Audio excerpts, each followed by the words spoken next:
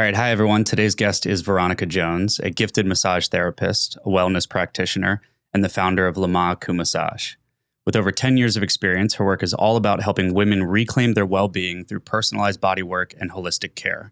From deep pain relief to prenatal massage and full body restoration, Veronica brings her heart, healing, and expertise to everything that she does. I'm very excited to have her on to share her story, her philosophy, and the powerful impact of her work. Truly, thank you for letting me convince you to come on here. I really appreciate it. Thank it you means for a lot. having me, Mike. I'm so excited. Yes, likewise. So tell me a little bit about what first drew you to massage therapy. Like, what made you decide to get into this industry? Mike, I was tricked. I would have never, ever in my life come to massage therapy had I not been tricked into it. So I was in college for dance, and I decided to drop out of college because I didn't like all of the academic stuff. And so I said, I need to get a job. And a friend of mine said, I know someone who can get you a job. So I set up what I think is an interview, and it is a school. And I'm thinking, okay, I could work the office in the school. I could do administrative work. And he was like, no, you have to sign up for a program. This is not a job interview like that. I could get you a job, but you have to go through training first. And I said, well, what programs do you have? And he was like, well, we have medical assistant, massage therapy, nursing. I said, I'll do medical assistant because it's like administrative work and I just need something easy. I'm just trying to make some money. This man looks at me and he says, you don't strike me as a medical assistant. And I'm like, what does that mean? Like, you sit in the office, you handle the medical records, and I don't understand that. And he was like, try our massage therapy program. You could try it for free. Just come into class tomorrow. And I came into class. And by the end of the week, I think I went in on a Wednesday. On that Friday, I was signing up for school again. Wow. Yep. So what was the experience like? Like, obviously, maybe you were hesitant to start with, but something happened where you left there feeling like, okay, maybe this is for me. Like, what changed? It was the flow of the work. The teachers did a very good job, not only with the academic side of things, but with the practical side of things, demonstrating flow. And that was something I wanted for my life. I was in the hustle and bustle of trying to make money. And this career, even though it was a money-making career, it provided flow for me. And that was something that I was very attracted to.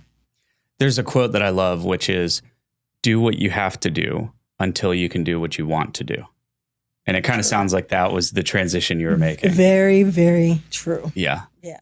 So do you remember like a specific moment where you kind of realized that this was maybe your calling? Yeah, I mean, it was a few years in because, like I said, I got into this just to work.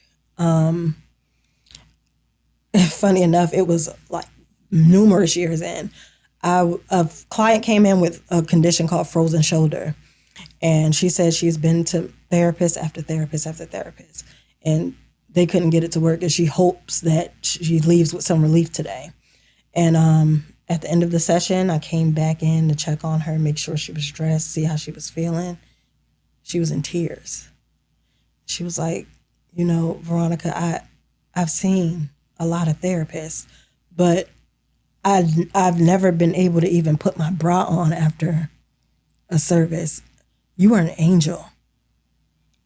And that was the shift to, oh, this is not just a job. Like, yeah, I'm helping people with my job, but my focus wasn't that. And numerous things came after that, Mike. Like, people would come and just lie on my table and cry. That's when I knew there's more to this work than just work. Wow. It is wild because when people think of self-improvement, self-betterment, we often just think of like mind and body. But we think of body in a way of like eating healthy and going to the gym. I think many people mistakenly maybe don't think of things like massage therapy and body work and things like that. No, they think it's an added expense and it's a luxury. It's for people who can afford it. But we all deserve rest. We all deserve restoration. That doesn't have to be earned. You're entitled to that. God rested. Why can't you? Very true. And it reminds me of Jim Carrey, actually. There's an interview where he talks about how depression is a sign that you need deep rest, right? Like depression, deep rest. And I think it fits into the world of body work and massage therapy. I mean, it's tension relief and, exploring your own health or even reversal of an injury or something like that. Yeah, people aren't usually aware of how good their body is designed to feel. So getting a massage is like bringing yourself back home. It resets your immune system. It resets your nervous system. It resets your muscles. It resets blood flow. Everything comes back home through touch. Do you think, I've seen these videos where people use, what is it called? Gua sha? Do you know what that is? Gua sha, yeah. It's almost like a scraping. Yeah. Yeah. So does that also apply to the rest of your body, right? Like almost, I guess it's considered like lymphatic drainage. Like it helps with lymphatic flow. A lot of people like it, a lot of people don't. So it's going to be based on what your preferences are. I see. Yeah, I guess because when I think about my limited knowledge and experience when it comes to massage, it definitely seems that way, right? You are, manipulating the body in order to get it to either perform a function that maybe it doesn't normally, I suppose, right? And to release tension and toxins. Yeah. And all the things that store up trauma. Yeah. These are things that we store in our bodies, and our bodies want to feel good. Yeah. Yeah. So I'm totally off script here because it does make me think about myself. Mm-hmm. Like I carry a lot of tension in my shoulders and like right here. Right. And I notice it, I'll notice it whenever my body is like not at ease. Mm-hmm. Even sometimes like if I'm like eating or something, I'm like, why am I all like clenched up, Yeah. And it's always made me think like, well, surely I wasn't always like that, and it does. And not necessarily like the trauma thing exactly, or, who am I to say? I don't know. Right. But there's clearly something that I'm like carrying. Yes. Right. And yeah, you've kind of just made me think about that. So let's say that what I've just described kind of resonates with somebody listening. What is your advice for them? I mean, obviously to get a massage, but like where would that have come from? You know what I mean? And so as a person who carries tension and stress in their shoulders, I like to connect my tension points to what's going on mentally. Am I thinking a lot right now? Am I experiencing anxiety right now? That's where this comes from. yeah. A massage will help, yes. But there's also other things you can do to release that. Take a minute, do 5 minutes of breath work. Do a little stretch. Take yourself through a yoga flow if you have to. Those things in moderation will help over the long run. It's a really good point. Are you familiar with Wim Hof? Like the crazy Icelandic breathing guy that like walks barefoot in the ice and all of that. He does some crazy breathwork exercises and, he shows up in my feed all the time. And I kind of subscribe to the world of cold plunging and all of that. So, I mean, I love alternative health and medicine. And the silly thing is like the alternative health is what I think is like real health. It's the real health. Yeah. And then like real health, like modern health, not to knock it because it's important. It's important. But I feel like that's the alternative, right? Like that should be the alternative. Should be the alternative. You should have like your primary healthcare and health regimen.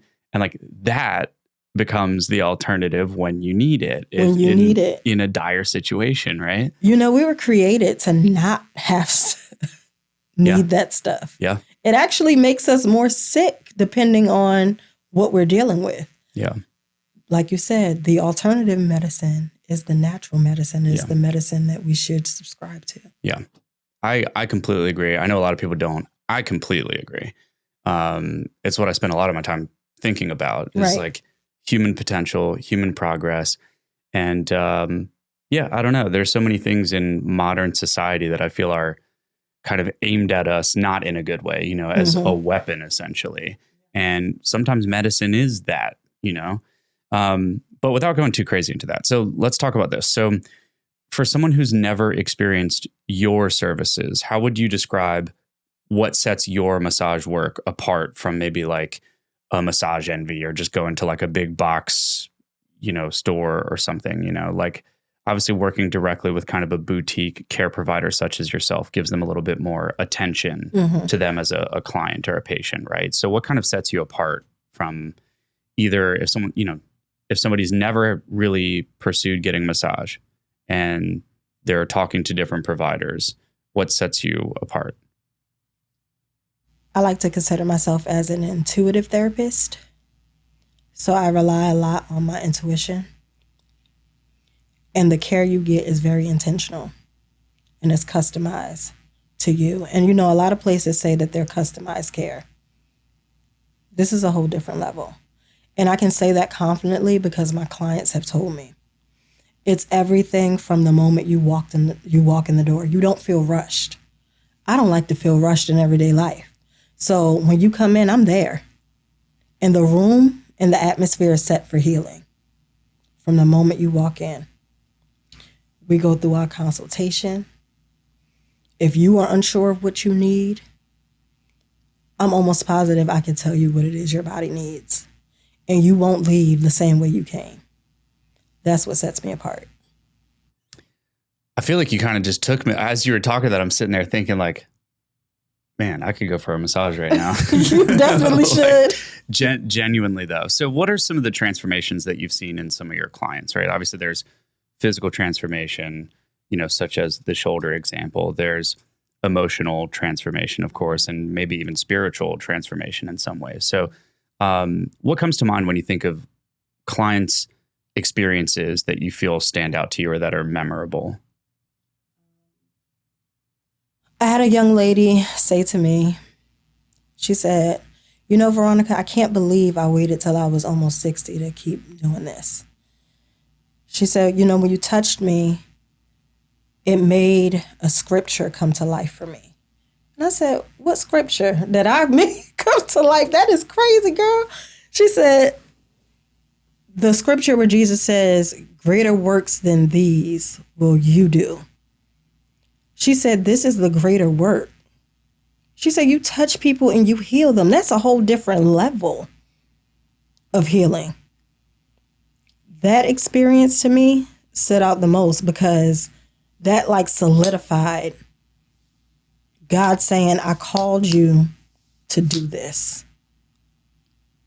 And you have to operate at a higher level than you've been operating at because there are people out here who need what you have.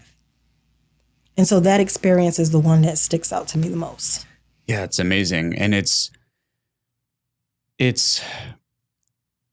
there are people that for whatever reason, they feel that like an energy field does not exist or can't change your body or your mind or your energy, right? And there are so many examples that prove that not to be the case, that it is true that the energy around you definitely impacts your life. And energy that can be in the form of people, it can be in the form of a lot of different things. Have you ever heard of the rice test? Yes. Where so basically they have 3 different containers of rice. Yeah, and they speak to it. Yes. Yeah. And one is a placebo. They don't say anything to it. They just leave it. And it's a sealed container of rice, cooked rice. Then they have a second one that they only speak positive affirmations to, right? Like, I love you and you're beautiful and I care about you and I want the best for you. And then they have a third one that they only speak negative affirmations to, right? Like, I hate you. I can't stand your guts, like all this. And it's crazy because they're all in isolation.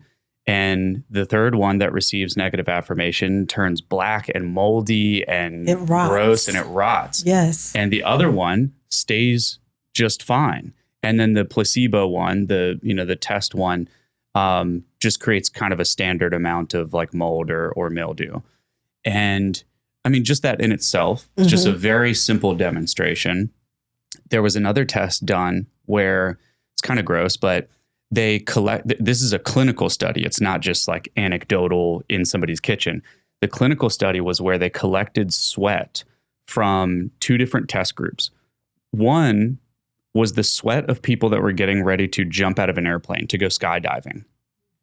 And then the other one was the sweat from somebody just running on a treadmill, like normally everyday exercise. They collected these sweat samples and then brought them into an isolated room with the test subjects, which were different people, and they had them smell the different sweat samples. And the people that smelled the sweat samples that came from fear, aka jumping and skydiving, versus the people that smelled the sweat that came from treadmill, they experienced like a spike in adrenaline and fear themselves just from smelling the sweat of someone else who was experiencing fear. Wow.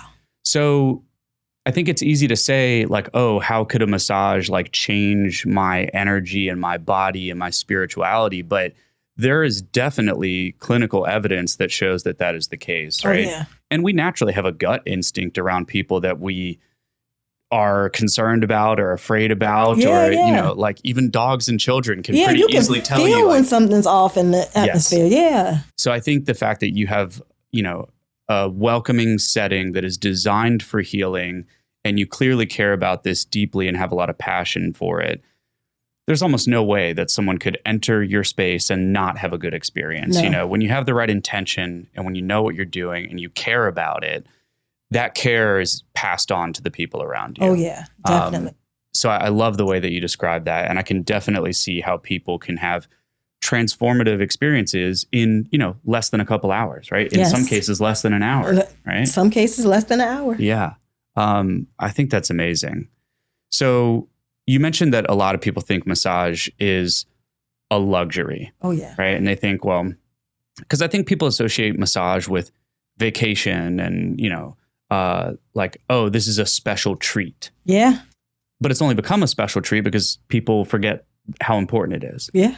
So how do you approach massage as a form of like essential self-care? This goes back to rest. Did you know that getting 1 hour of massage is equivalent to at least 6 hours of sleep? No, I didn't know that. Wow. You walk off the table, you get up and you feel like, I've never felt so rested in my life. Yeah. How do I go through every day and not experience this level of rest? Your body needs rest to perform at the highest level possible. You throw this in once a month, you'll be surprised. It makes me think about how, when we actually sleep, our body is performing all of its, daily functions that it's not performing when we're awake because we're, using our energy or, our body's full of food or whatever, So I think the alignment is quite clear of how getting a massage would also aid in those functions, right? It's like you're getting your body to perform functions that it needs to because you don't give it the time otherwise to do these things. Wow. I'm going to leave here today just completely convinced that I need to get a massage. You do, and you need to come see me. I know I need to. I have had a massage a couple times before. But it's always been like almost like an obligation where I don't really know, like, someone would buy me a gift card or something. I'm like, okay, I guess I'll use this, but I don't really know what I'm looking for. I don't have, it's never been an experience where somebody has guided me through and asked me questions of, well, hey, what are you experiencing or whatever? It's just kind of like it's like going to get a haircut or something. It's like, all right, I guess I'll just get the same haircut, Yeah. We're going to like a fast food restaurant. You're like, yeah, I guess I'll have a number 3, That's kind of how it felt. It wasn't like, it didn't feel like something was intentionally being addressed. It should never feel that way. Yeah. Well, now I know that. Yeah. So can you walk us through what someone would expect, somebody like myself or whoever, like what can somebody expect when they come to your space for the first time? Because it's a private studio, right? It's like a boutique studio and not a big spa. So it's just like a little suite. And when you walk through the door, the room is dimly lit with it's artificial candles, but candlelight nonetheless. I have water fountains because, flow is very important to me.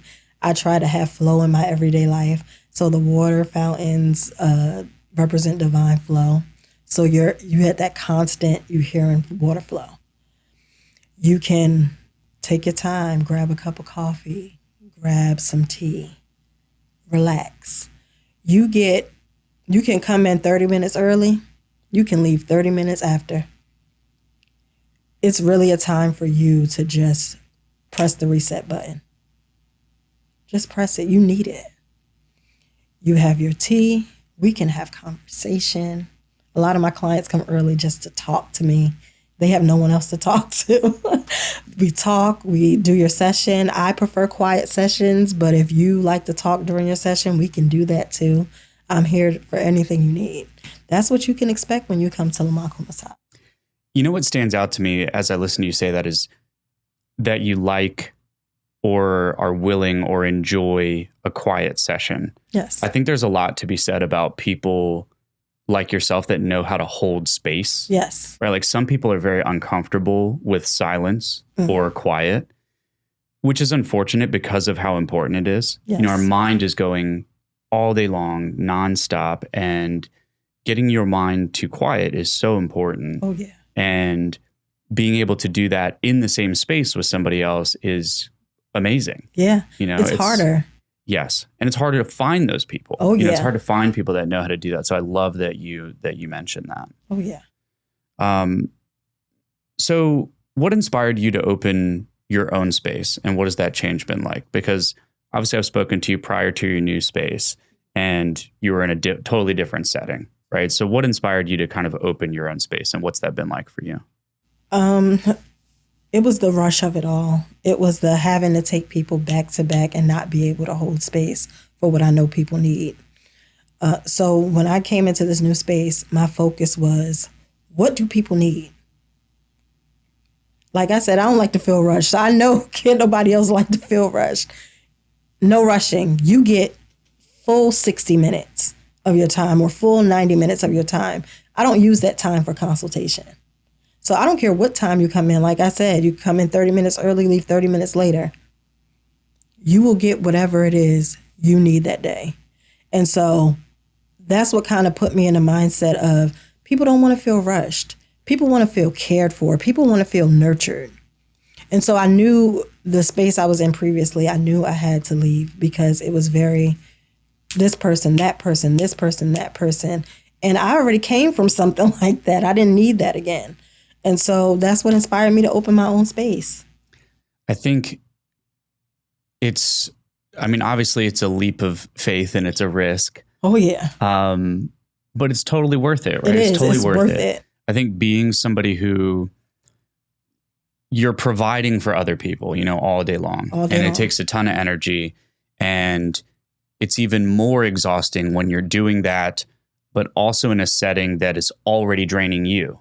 So it's like, how much can you give to other people when you're in an environment that's draining you? Yes. So I could definitely see how your new space probably contributed to you being even another evolution of how good you already were. Yes, because, to touch people, you have to be in a certain mind state. Right. I can't give you my anxious energy when I touch you. Yeah. So I can't be anxious entering a session. I don't like that, and you would definitely not like that. So this new space has been great. That's amazing. Yeah. Yeah, I'm excited to see it. I've seen pictures. Yeah. I'm definitely excited to see it. So what's maybe something that you've learned about yourself just since becoming a business owner? Obviously, I'm sure it was a huge jump for you, a big change, put a lot of faith in yourself, pressure on yourself. Like, what's maybe something that you've learned about yourself since making that change? I've learned that I'm not an imposter. I love that. Yeah. Yeah, I learned that I'm capable of much more than I think or thought I was. Mm-hmm. So that's been really cool to explore. Yeah. Yeah. for the life of me, I can't remember the author, but there's a great book called Overcoming Imposter Syndrome. And it talks about how the greats are always imposters, right? It's the people who aren't qualified to do something that don't think they are imposters, right? And it's called the Dunning-Kruger effect. Wow. So often the people that are the most talented, the most experienced, like at some point they feel like they are an imposter, and then they have to do exactly what you did, which is overcome that. Oh, yeah. And say, I deserve to be here. I've put in the work to be here.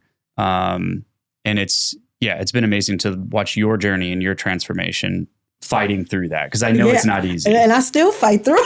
Of course. But I'm better than I was. Absolutely. Yeah. Yeah. And I think it's nice to acknowledge it and say, okay, this is maybe something that I have a thought about, but I'm not choosing to think about it. And I can let it go and say, okay, I'm not an imposter. Just because I have these thoughts does not mean that that's who I am. Right. Right. And I think anybody that's great at something has those thoughts from time to time, because how else would they become better if they didn't think that? That's very true. Yeah. That's very true. So I'm very excited that, I guess, to hear that for you. Because at some point we all have to make a decision like, okay, yeah, these thoughts bother me, but I'm going to choose not to engage with them. Yeah. And I'm going to determine like, okay, I'm not an imposter. I know what I'm doing.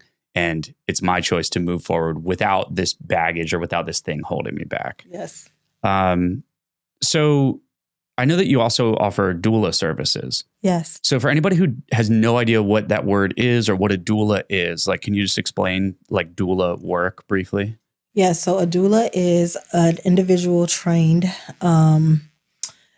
in supporting women through childbirth and or postpartum in that period.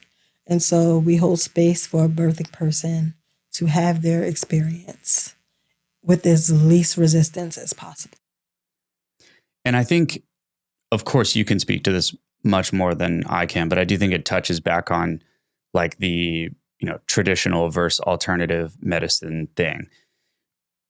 I'll give you my opinion and then you can tell me what you think. Okay. When I think about the process of childbirth, it feels very stressful. It feels like very chaotic, wild, it's kind of a wild thought experiment, but I mean, imagine being a child, like in this laboratory setting, like coming out into this like bright artificial lighting, and you're crying and you're screaming, and there's people in white lab coats poking you and prodding you, and, and the living being you just came out of is what, numbed and drugged. And, it's like, what the hell is happening? It just, maybe I've eaten too many mushrooms in my life, but I don't know. That just seems like a wild experience to me. And I'm sure the truth is somewhere in the middle, but what are your thoughts on that? Because I would imagine that this is something that maybe a doula thinks about or has to answer questions about with their clients. So what's interesting is childbirth can be like that. That's why you need a doula to help support and guide and set the atmosphere for a calming experience, because we support, we build trust, and all of those things are necessary in the birthing space when the doctor you've been seeing throughout your pregnancy could not be the doctor that delivers your baby. And so we are the one constant. And that makes the difference. It's either the doula and the partner, or the doula or the partner. And I think you come out better when you have both. So it's almost, a doula is almost in some ways like a consultant, but a guide. Somebody that's there to guide you through the experience, because maybe you don't know what to expect, especially if you're a first-time mother. Especially if you're a first-time mother and you need someone to advocate or to teach you or your partner how to advocate for self. Because see, when I'm in the birthing room, I'm there if you need me. I'm almost like, the bumper cars. I'm that bumper. Mm-hmm. But that's all I am. You know, you have the tools. We've done this throughout your pregnancy. I've educated you. You have the tools. You have to know when to pull them out the toolbox. So that's my work as a doula. I think it's great. You know, however many children are born every day. And from a normal medicinal perspective, it's a factory, you know, like you got no choice, you know? So of course, like the hospital has to be efficient and quick and, you know, but I think it probably doesn't leave enough space for personalized care and attention and love and compassion for the people who come through the birthing room, right? Yeah, they do what they can. And we're grateful for what you do. Of course. And everyone's not going to choose to give birth in a hospital. Some people are going to choose a birthing center. Some people are going to choose to give birth at home. However you decide, a doula is there for you. Mm-hmm. What are your thoughts on the dolphin births? Have you heard of this? No. So these women, it's very strange. Look into it. Mike, how'd you hear about this? I watch a lot of documentaries and YouTube videos. So these women, they give water births, but they do it in the presence of dolphins because dolphins speak through sonar. Oh. And dolphins are also like highly intelligent. And I'm not an expert on this, by the way, by any means, but I do find it very fascinating. Okay. And these women are able to give birth in like pure like calmness because like the dolphins recognize what's happening and they're able to communicate through sonar in the water that the child is being born in.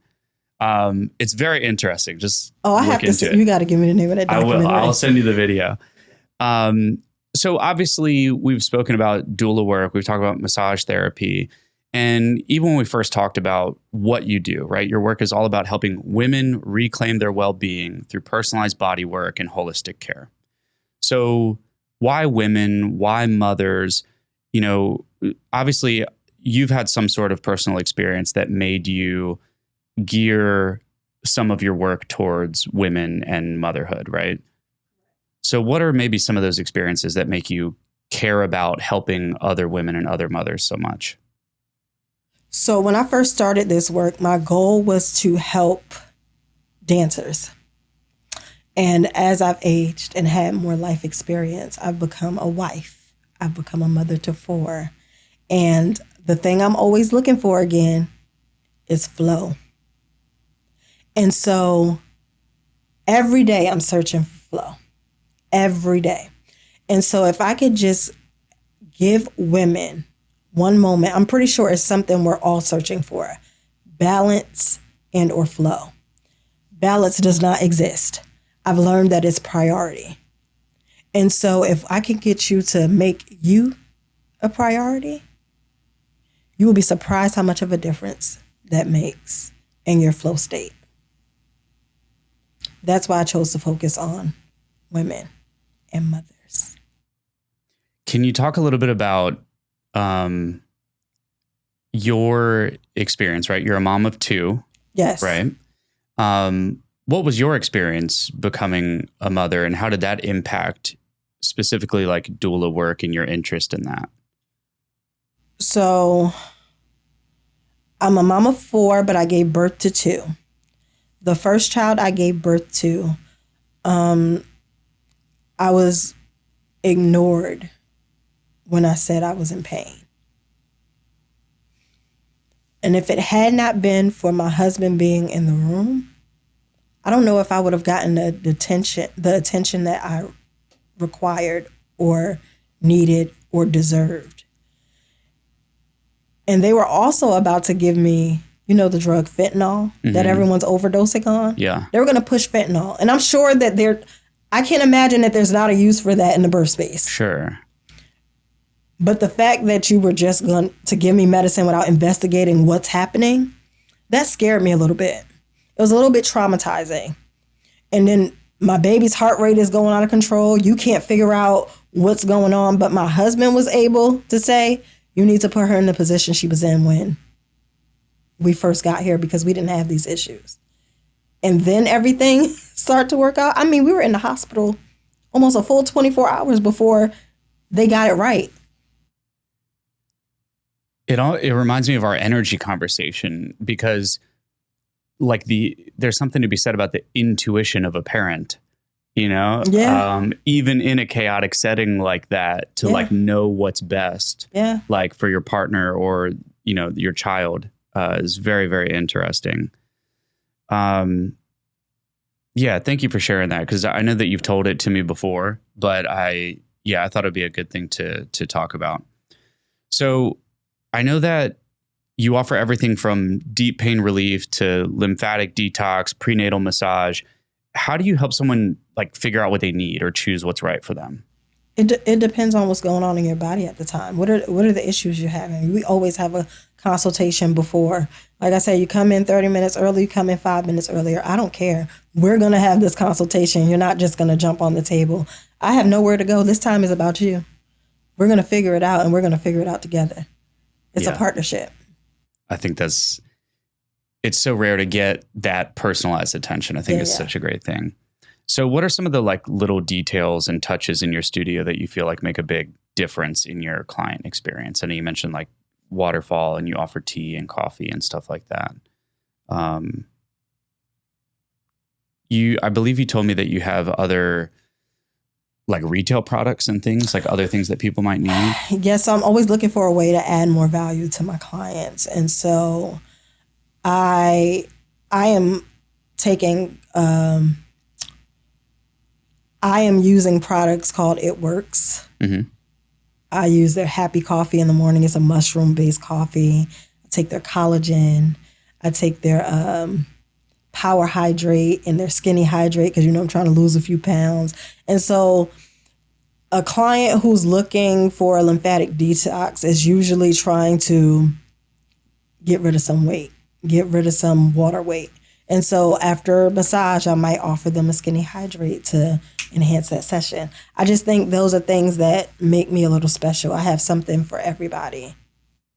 Is that why I remember, the rare times that I have gotten a massage, they always tell you to hydrate and stuff like that. So your body really is going through a process during a massage, right? Yes. What are some of the things that happen to the body when you get a massage, that cause you to need to hydrate and stuff like that? So the buildup of tension, once a massage therapist lays their hands on you and begin to manipulate that tension, your muscles release toxins. And so what you want to do, and we tell you to hydrate because we want to be able to flush the toxins. And we say that, but there's more work to be done other than drinking water. Mm-hmm. And you also have to keep getting your massages. Like when someone has surgery,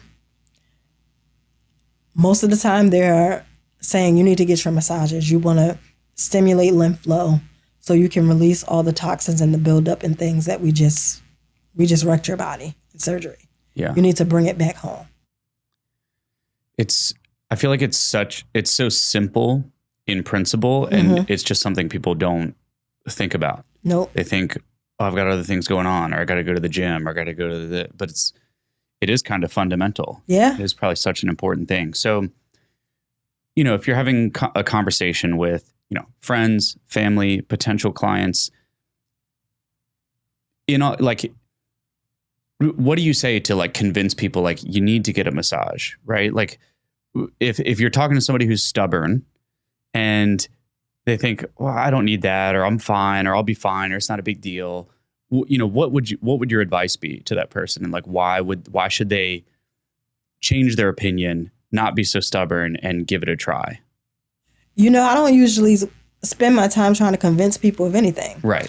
I'll give you this one story about my dad. He was so mad that I was going to school for massage therapy. He wanted me to go to school for nursing, but I just knew that there was no way I could be a nurse.